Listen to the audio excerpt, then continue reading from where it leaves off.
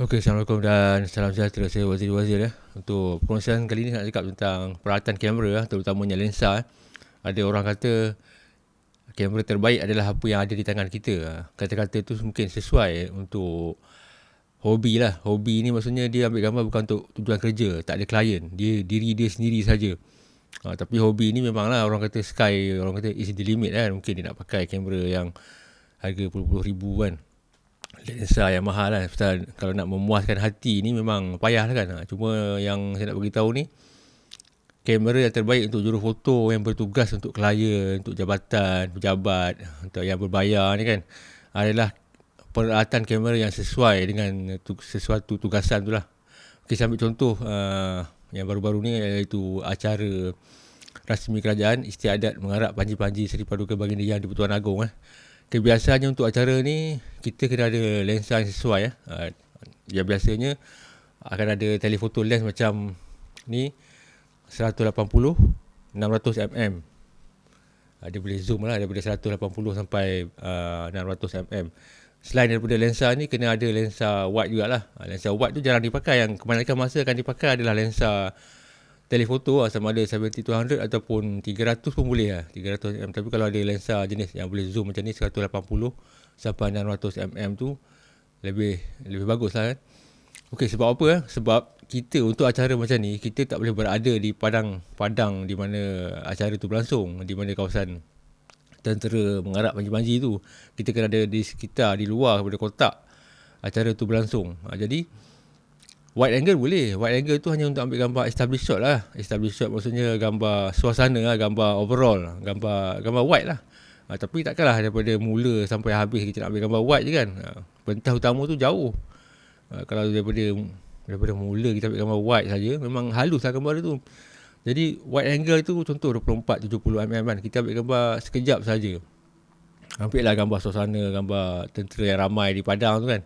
Okey, cukup. Lepas tu kita akan concentrate dengan sama ada 70-200 ataupun sebaik-baiknya 70-200 tu pun agak tak memadai sebenarnya.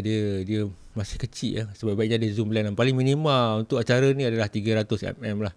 Sebab kita nak juga tight shot anggota tentera yang berarak, dan juga kita nak juga tight shot Seri Paduka Baginda Yang di-Pertuan Agong tu lah. Jadi untuk acara macam tu, lensa memang main peranan. Kalau bos hantar kita pergi cover untuk gambar acara macam tu, dan kita hanya ada lensa wide angle saja, dapat gambar tu memang dapat lah, tapi wide shot lah. Janganlah nanti kalau ada bos korang tanya, mana gambar aku tak ada ke? Dah sedangkan kedudukan jurufoto tu jauh. Jadi memang kecil. So bagi tahu bos lah kan. Macam mana pun kita lens kecil je tak dapat nak zoom kan. Kalau pun kita ada kamera kita guna tu 100 megapiksel pun, 100 atau 200 megapiksel kan, kalau kita crop kan, dia akan cantik lah, dia pecah lah. Sebab itulah diwujudkan, sebab itulah pengeluar kamera cipta lensa yang macam ni, yang panjang ni kan. Kalau macam tu, kalau semua gambar kita nak crop kan, baik pengeluar kamera concentrate cipta kamera yang ada 200-500 megapiksel saja. Maksudnya pakai kamera yang lensa kecil je. Kalau nak tight shot, kita crop je. So tak ada keperluan lagi nak buat lensa 200, 500 ke 600 mm kan. Pasal semua boleh crop. Sebab ada tujuan dia untuk lensa macam ni. Lagi satu, lensa yang panjang macam ni kita boleh edit terus dalam kamera. Edit terus tu maksudnya, ataupun gambar tu boleh pakai terus kan. Kalau gambar tu dah kita ambil tight shot, memang dah ngam-ngam kita frame kan, gambar tu kita boleh terus hantar kepada editor kita ataupun hantar kepada pihak-pihak yang memerlukan gambar tu tanpa buang masa nak edit lagi semua tu. Dia mempercepatkan kerja lah. Sebab tu lah agensi berita antarabangsa dia pakai lensa yang sesuai dengan kerja dia. Maksudnya sebaik-baiknya gambar yang dirakam tu adalah gambar yang boleh diterus pakai, tak nak crop itu ini lagi. Kalau terpaksa mungkin kena crop lah, tapi nak buang benda-benda elemen yang tak perlu kan. Tapi yang paling bagus, kalau dah rakam, dah frame cantik-cantik, terus hantar email ataupun post kepada social media. So benda tu kita dah, orang kata boleh dah skip satu task kerja, iaitu mengedit gambar. Nak edit gambar ni pun makan masa juga. Sekarang ni semua benda nak cepat. Sebab itulah ada lensa macam ni. Dan lensa macam ni dia yang zoom ni, kelebihan zoom berbanding prime lens adalah Contohlah masa istiadat mengarap panji-panji ni, kenderaan yang membawa tuanku daripada jauh makin dekat. Kalau saya guna lensa 600mm ataupun 400mm kan, bila dah makin dekat kan, mungkin dah sampai apa, paras seni dah kita punya orang yang kita rakam kan. Jadi nampak muka kan, jadi gambar tu tak boleh nak pakai sangat, kita perlukan wide juga. So bila ada lensa yang boleh zoom macam ni, daripada 600 ke 180 ataupun 180 ke 600mm, bila makin dekat kita boleh tarik lah. Tarik pergi 180.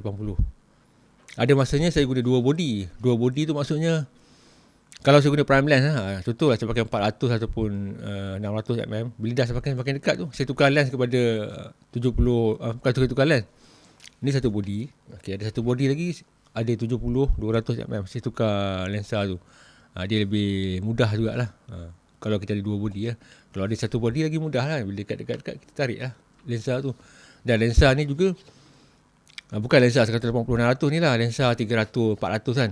Untuk acara sukan pun perlu, boleh dikatakan untuk contoh macam bola sepak ke golf kan, benda-benda yang kita tak boleh nak berada di tengah-tengah padang tu. Macam bola sepak, kita memang jauh lah di belakang, sebaris dengan belakang triangle, kiri kanan triangle tu kan, memang jauh lah benda tu. Kalau kita pakai wide angle ada juga orang pakai remote dia letak belakang. Ada setengah fotografer tu mungkin dia dapat kebenaran, kemudian dia akan letak di belakang gawang gol tu, dapatlah wide angle. Tapi bukan nak pakai semua gambar tu. Kebanyakan masa dia orang akan pakai sama ada 300, 400 ataupun ni tele ni, nak pakai action pemain tengah padang tu.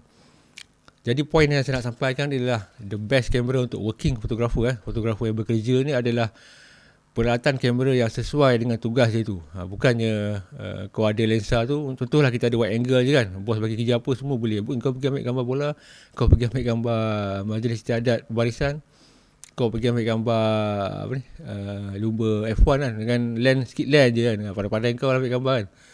Gambar memang dapat lah, tapi impact dia kurang lah kan. Bayangkanlah kalau kita pergi ambil gambar bola pakai contoh pakai gambar macam ni kan, gambar kamera compact macam ni kan, dapat lah penonton satu stadium masuk kan. Kita 1-2 okey lah suasana kan, tapi takkan sepanjang masa nak pakai wide angle kan, muka pemain pun tak jelas.